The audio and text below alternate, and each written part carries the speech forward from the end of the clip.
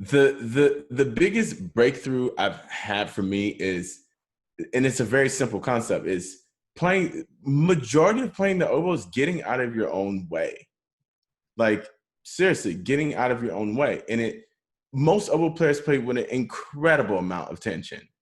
I mean, to the point that there isn't that much flexibility there.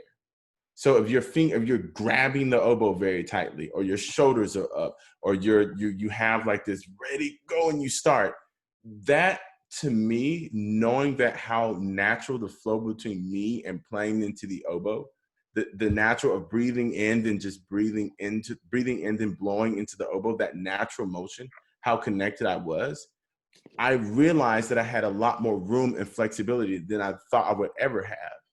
And that's a big part of it is, and I can't stress it enough, a big part of it is, I know I keep coming back to this, is just playing down, like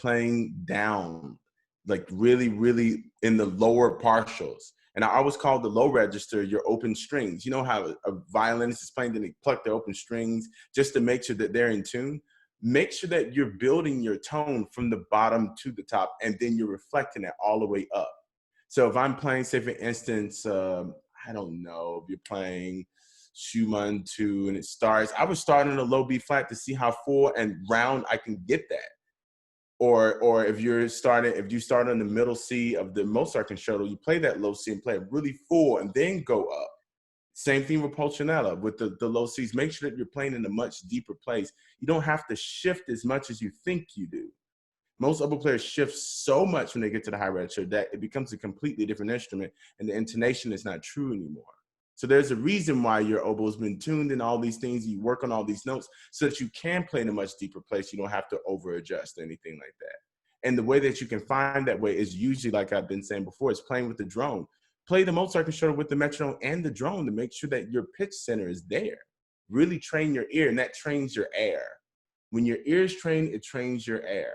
And you learn to play in a more correct place, that you're not forming the tone in such a forced way, and you'll be able to get out of your own way and play in a more relaxed way and train your ear and your air. So those are the things that have been the biggest breakthroughs for me, is that I can't sit on stage and play concert after concert after concert completely tense.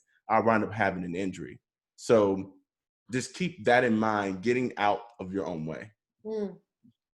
For me, I had to realize at some point that life is a journey, and that there are some pieces that you may not be able to play right now, but if you live with those pieces for a long time, they will come.